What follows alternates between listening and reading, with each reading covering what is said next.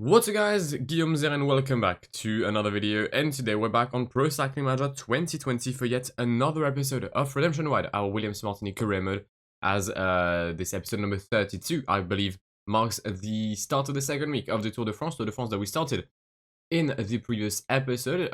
We did somewhat well. If you want to see how we did more specifically, then please do go ahead and check it out, as we have Theo Gegenhardt as our leader and Ethan Hayter as our sprinter.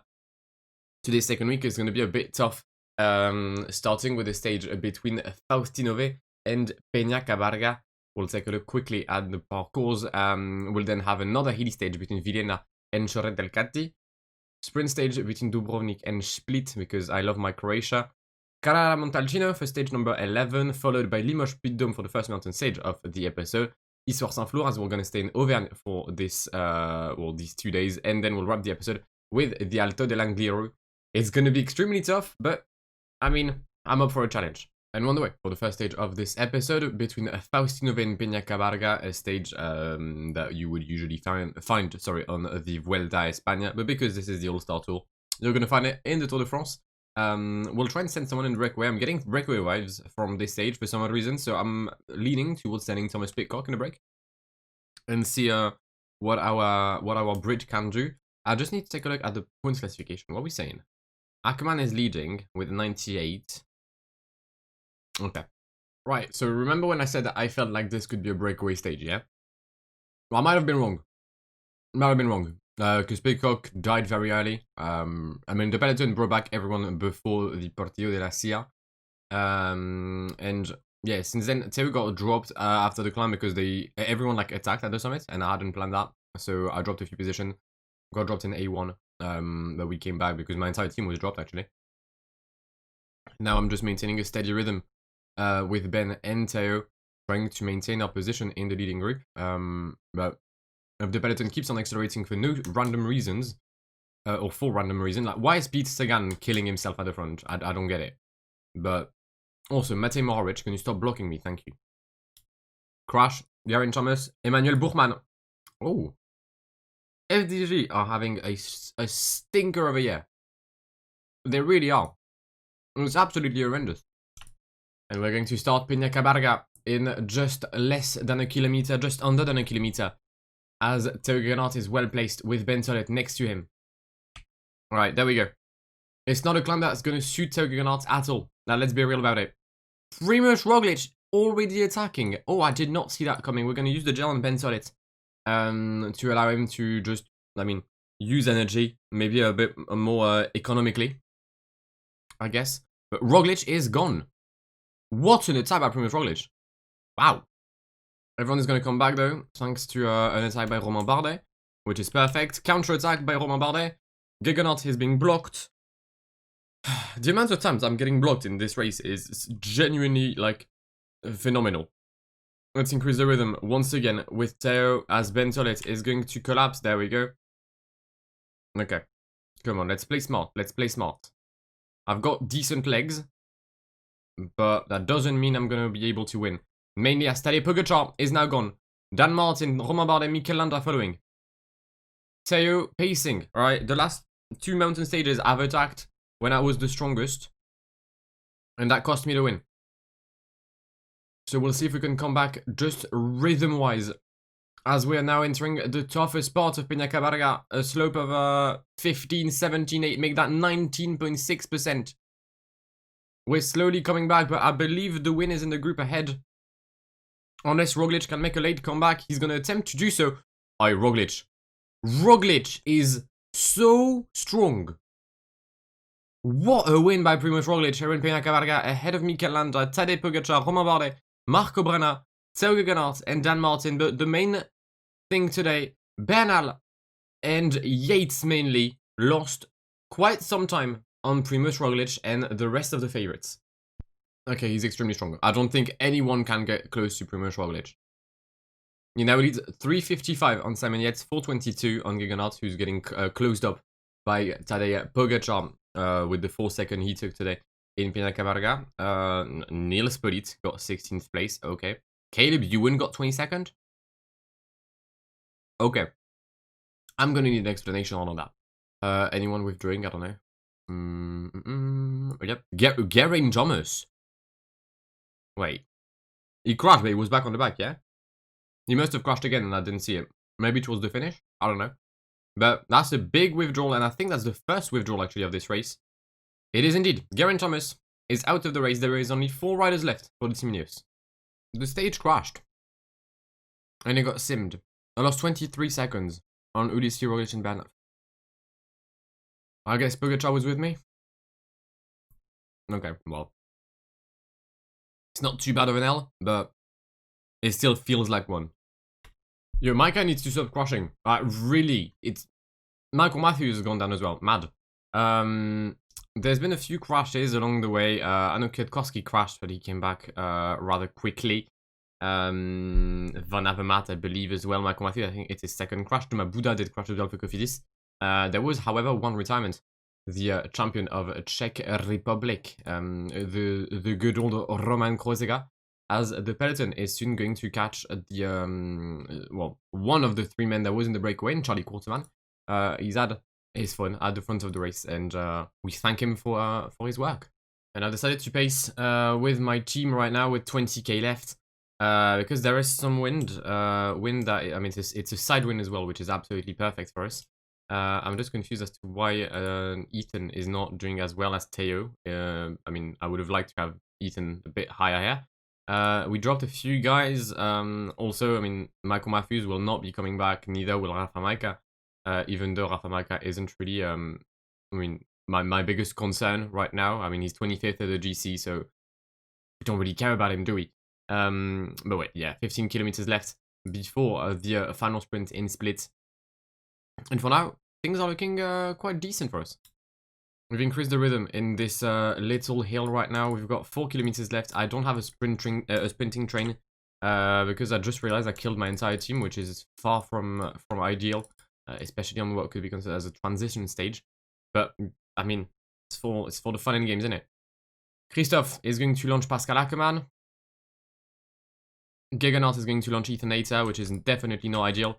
But we're going to try either way to get maybe a podium or something. Nope. It's a win for Arnaud Demar today, ahead of Ackermann and Sam Bennett. Ethan comes home in 6th position. Carrara Montalcino, a very famous stage on the Giro d'Italia, obviously the stage of the white roads, where Cadel Evans finished with his world champion jersey completely covered in dust and whatever material the road is made of. I'm guessing it's gravel, but it's a very white gravel. You know what I mean, right? It's the roads of the Strade Bianche, don't piss me off. 211 kilometers today.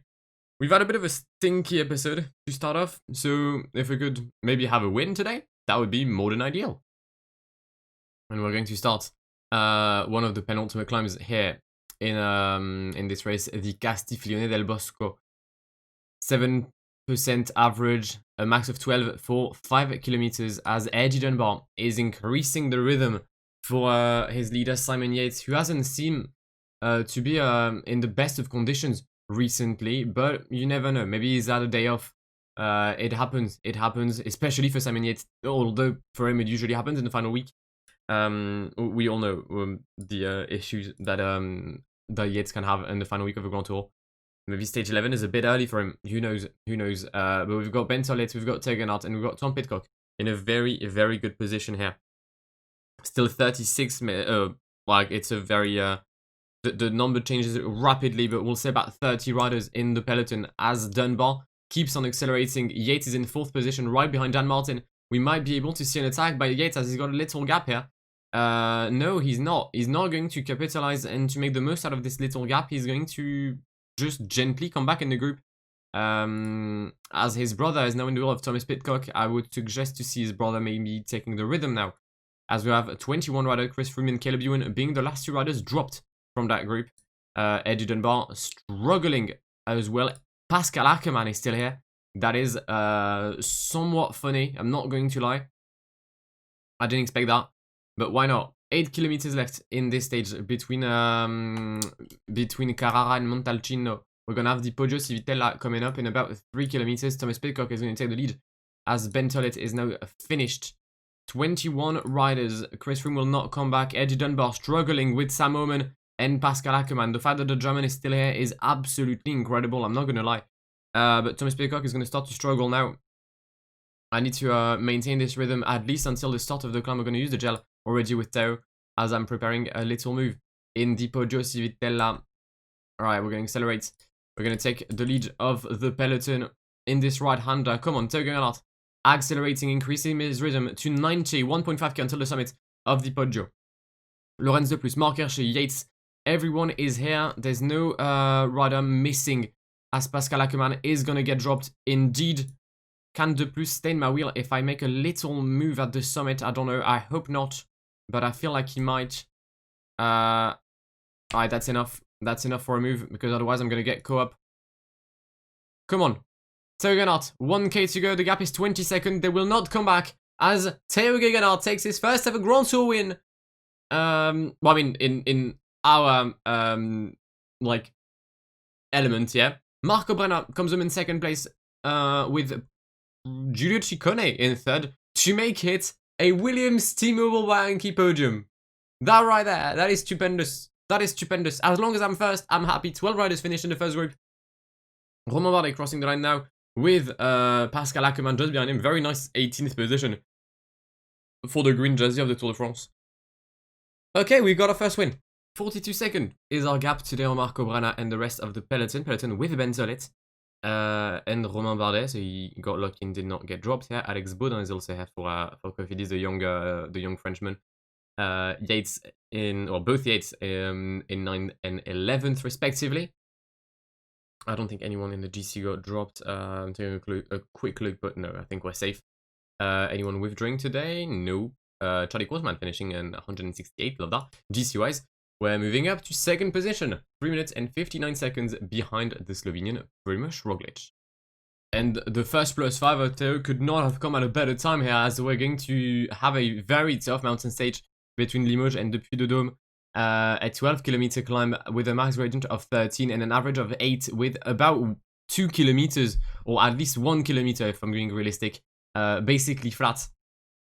So that does put quite a change on the average gradient. It's a very tough climb, but with a win in the pocket, could we be looking for a back-to-back with Teo Gegenhardt today? Ben Solet was going to be a crucial help today with his 80 mountain. Both our riders with 80 and 81 today. I don't think I could have asked for much better today, if I'm gonna be honest. Not much has happened in this stage as we're about to cross the Col de la Nugère, or the summit of the Col de la Nugère, for the 1 point given it at its summit.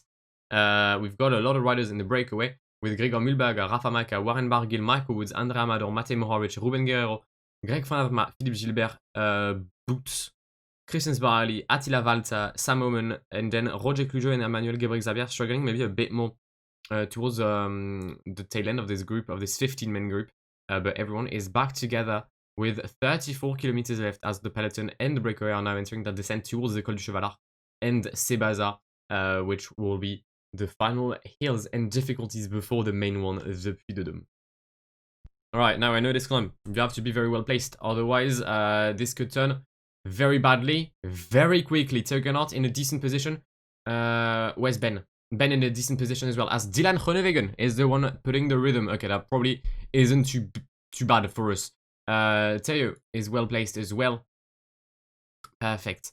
Ben dropping a few positions here and there, but it's not too bad. Right next to the number 1 of Tadej Pogačar and Ben Solet. Where is the yellow jersey? Slightly behind with Yates next to him.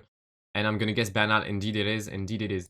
Right, Teo Gegenhardt has managed to make the summit in the very first positions, which is absolutely ideal for him, as I can now try to rest a bit.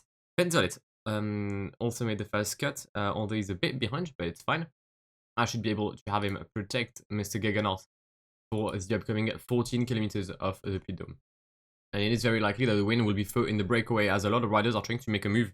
I'm suggesting that the breakaway, or supposing, sorry, that the breakaway started the Puy de Dome. Indeed, we've got Rafa Maika, Guerrero, Matej Mohoric, Barguil, Gebre-Xabier, and Boots in the first group. Then Amador Mühlberger, Woods, and Attila Valter, and then dropped behind Sam Omen. Interestingly enough, to see Sam Omen dropped, considering he's got a teammate ahead in Emmanuel Gebre-Xabier. Van Avermaet, Sbaragli, Gilbert and Sbaragli actually are being dropped and will soon be caught by the peloton led by Wout van Aert, although it seems like Wout van Aert is starting to struggle, which would make sense. He only has 64 mountain in this DB. Adam Yates already dropped alongside Benoît Cosnefroy, Sepp Kuss and Philippe Gilbert from a breakaway, but that's not a good sign. That's not a good sign at all for Mitchelton to lose someone like Yates this early. Yeah, that's not ideal. What also isn't ideal is the attack by Egan Bernal with 6 kilometers remaining in this Puy de Dome. Primož Roglic bridges the gap with the Colombian. Okay. We're now in the tough part of this climb. If there is anything, well, I mean, if there is an easy part, I don't know, but this is the toughest part of this climb. 4 kilometers left. Marco Brenner leading away this group. Bauke Mollema trying to maybe make a move. I'm guessing Samoen and Gebrek Zabir are here, the former 2 breakaways. I'm going to have to increase my rhythm a bit with Theo if I want to make sure to stay within this 12-man group, still led by Marco Brenner, as Mikel Landa now tries to help the leader of Timo Bobanki, and he's going to help him massively by bringing everyone back on Roglic and Egan Bernal. I'm going to have to use my gel because I'm starting to be extremely weak regarding my yellow energy. So is Simon Yates. Yates is out of the running. Once again, he cracks early. Tadej Pogačar doesn't seem to be doing well either. Okay, let's try to play this smart. Bernal, Landa, Roglic. Landa looks very good today. Landa looks very good. So does Marco Brenner. So does Marco Brenner. Could we see a German win potentially today on the Tour de France? That would be I mean, actually, no, Pascal Ackermann exists, so it wouldn't be a first in this tour. Landa, Bernal, Roglic, Buchmann, Marco Brenner, Theo Gegenhardt. We're going to take an L today, that's for sure. But, I mean, it's a very decent performance nonetheless by Theo, as Roglic and Landa are gone. We're going to be with Bernal, Buchmann and Brenner. Primož Roglic against Mikel Landa. Primož Roglic wins here at the Puy de Dome. He's just too good. He's just too good. Second place will be for Mikel Landa, as Egan Bernal comes in third place. Buchmann, Marco Brenner and Theo Gegenhardt to wrap up the top 6, with De Plus behind and Yates losing time once again. And then Tadej Pogačar, I completely forgot about Tadej Pogačar, but he did get dropped as well. I mean, I don't think there was anything else I could have done today. 33 seconds is our loss today on Primož Roglic, so 1 minute and 3 seconds with bonus seconds. Landa doing well as well today, finishing only 9 seconds behind the Slovenian. Egan Bernal in third place. Yeah. GC-wise, we're increasing our gap on Yates, but we're losing time on Bernal and mainly Primož Roglic. The gap is once again over 5 minutes in favor of the leader of Jumbo-Visma. He's gonna be hard to defeat, you know. He's gonna be very hard to defeat. Yet another +5 for Theo Gegenhardt today. The rest of the team not really enjoying themselves, mainly Chris Pye and Ethan Hayter. Chris Pye is really struggling in his Tour de France. For his first ever Grand Tour, is not the best. Owen Dawn as well, just feeling a bit sick, a bit ill. Hopefully it's not too big of a deal for Owen, as I mean, he is a crucial rider here on this tour for me. He really is. He really is. I'm gonna send Thomas Pidcock today in the breakaway for the stage within Issoire and Saint-Flour, famous on the Tour de France, obviously for being the stage where Johnny Ogerland got sent by by a car in the barbed wires. A stage also where Thomas Vauclair took the yellow jersey on the 2011 Tour de France and held it until what was it? Was it the Alpe d'Huez? It was, yeah, it was. There's just under 30 kilometers remaining in this stage between Issoire and Saint-Flour, and there is a peloton of 69 riders fighting for the win. It will be a finish quite hard, but I could definitely see someone like Pascal Ackermann or Pete Sagan aiming for the win. We'll see. I mean, Ackermann actually cannot win right now because he's dropped. Alongside Rafa Malka, who's been dropped literally every single day. Davide Formolo as well here because of a crash. Sam Omen, who we've seen in the previous breakaways. Clément Champoussin, some decent names being dropped. Well, Van Aert as well, being dropped for Primož Roglic. Obviously as well, Tom Pidcock being dropped. It happens. Alright, he just didn't make it. I don't know if there's... Yeah, no, Caleb is there, but... Oh, Caleb's struggling. I might be like the best sprinter, so to say, in this group right now. Seeing... Yeah, I'm gonna guess Sam Bennett is there, seeing the increase in rhythm by Gregor Mühlberger. So I will just like stay to the side, try to take maybe a few points here with Ethan Hayter. I'll go in the downhill portion where it's going to be easier to get points. LVP5 for Etonator as Sam Bennett takes first ahead of Sagan. I'm far down with Etonator, but I haven't given up yet. I haven't given up, although there is not many stage for sprinter. Well, there's not many sprinter stages left in this tour, I guess. I've given up with Etonator. There was no point. He just exploded because a lot of riders increased their rhythm in the previous hill. It's fine, it's fine. I'm going to focus solely on Tauggenart. And that was my plan from the get-go today, too, with some very decent stats here. 2.1k to go. Bentolet leading the peloton. Is that? Okay, I thought Denbar was in my wheel for a second, but he isn't. He isn't. Dan Martin going for a move on the left-hand side of on the right-hand side of the road, sorry, followed by Bauke Mollema. I'm actually going to take the wheel of Bauke. Come on. Come on, Matteo. Come on, son. Let's go. 600 meters. Can we come back on Dan Martin and Mollema? Oh, we easily can. We easily can. Easy job today for Tauggenart ahead of Dan Martin, Bauke Mollema. Actually, no, Bernal. Bernal is going to jump for third place. Mollema, Yates, De Plus, Roglic, Bernal, Dunbar, sorry, Chicone, and Landa to round up the top 10.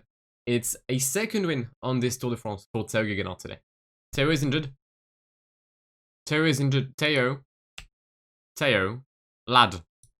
This is not the time for bronchitis or like any other like illnesses, yeah? You got a flu. I don't care. Get vaccinated ASAP. Actually, that's probably not a good thing to be vaccinated whilst you have the. I don't care. I don't know. Right? I'm not an epidemiologist. How the fuck do you say the word? Epidemiologist. Fam, the guy that studies epidemic, innit? Like, get cured. Get cured. Like, get yourself bare ibuprofen, yeah? All of that. And get good. Epinephrine, yeah? All of that. Actually, not epinephrine. That would be very bad. But still, Theo, I need you to pull through this. We may have our first ever breakaway win on this Tour de France. I don't think we've had one before. But the breakaway is 9 minutes in the lead here. Although it is, however, the Alto dell'Angliru at the end. So I wouldn't be selling this short. But we've got Nathan van Hooydonk, Michael Gogol, Guillaume Martin, Gregor Mühlberger. Nope, Bob Jungel, sorry. Benoît Cosnefroy, David de la Cruz, Dan Martinez, Loïc Vliegen, Gregor Mühlberger. There we go, Alex Baudin, Robert Hessing, Cyril Vart, Frédéric Frison, and Philippe Gilbert for this 14-man group. As I said, maybe a win, and if there should be a win, we could potentially see a French winner with Alex Baudin and Guillaume Martin for Cofidis. And if it wasn't clear enough, now it is. The gap is 11 minutes and 30 seconds for the breakaway with 25 kilometers left as we've started the Alto del Cordal, the penultimate climb of this race before obviously the Alto dell'Angliru. Breakaway will be winning today. There are some attacks. There's two riders in the lead right now, Dan Martinez and Benoît Cosnefroy. Cofidis has taken an L, as the game always does when like there's multiple riders from the same team. Like if you're remembering Vini Zabu on the Giro, yeah, when they had their entire team up front and managed to finish outside of the top 10 in a 15-man breakaway. And we've started the Angliru. We were slightly dropped, but it's fine. We did come back. I mean, I expected to be dropped, if I'm going to be honest. I wasn't well positioned at the summit of the Angliru. But it's okay. It's okay. We did use some energy on Bentolet, sadly. But it should be recoverable. We're still in the easy portion of the Angliru, if there's such a thing as an easy portion in this 12-kilometer long climb with an average gradient above 10%. Alright, who's in the lead? Is it Dan Martinez? It is. Dan Martinez easily in the lead. Then Guillaume Martin, Alex Baudin, Bob Jungels, Gregor Mühlberger, De la Cruz, Cosnefroy. Maybe a tad behind. Yep, just a tad. Okay, we'll see how this situation evolves. But we're also going to care about the peloton because currently we're in the very tail end of this group alongside Ryabushenko, Germay, Sagan, and Jaakko Hänninen. So really, it really is NC Central. We've also got the Costa Rica here with Andre Amador. Okay, Michael Woods dropped, Wout van Aert dropped, Attila Valter dropped. It's like every every NC is going to get dropped, isn't it? Mad as. Absolute mad as. Giulio Ciccone leading the way with Leonard Kemner right next to him and Antoine Tuluk for Primož Roglic. Right now I'm maintaining a steady rhythm. I don't want to do too much, nor do I want to do, well, not enough. As the breakaway is slowly catching Dan Martinez up front, less than 4 kilometers for the Colombian to seal his most prestigious win. Sorry, even though he did win the Dauphiné and a stage on the Tour de France. Attacks. Bernal, Bardet, Mollema, most likely Roglic in a couple of kilometers, or couple of meters, should I say. We're going to come back on Frédéric Frison. We're getting blocked by Bauke Mollema. Thank you very much, Bauke, for being an absolute pleb. Is that Brenner? It is Brenner. Where's Tadej? Oh, Tadej! Tadej Pogacar is already dropped, and there is 4 kilometers left in this race.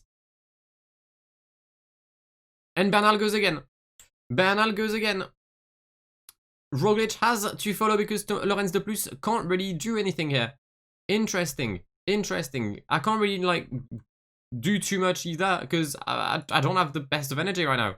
I'm trying to, like, stay at my rhythm, to pace myself, and we'll see what happens from that point onwards. Martin and Baudin in the lead. It's a 1-2 for Cofidis right now with Dan Martinez in third. Mühlberger, young goals have exploded. Okay, let's go back to us. We're going to lose big today.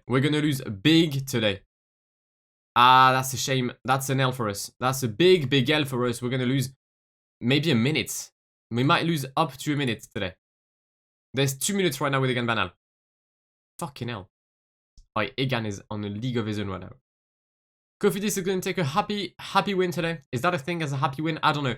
But Guillaume Martin wins ahead of Axel Baudin and Dan Martinez. 2:36 right now. Are you good?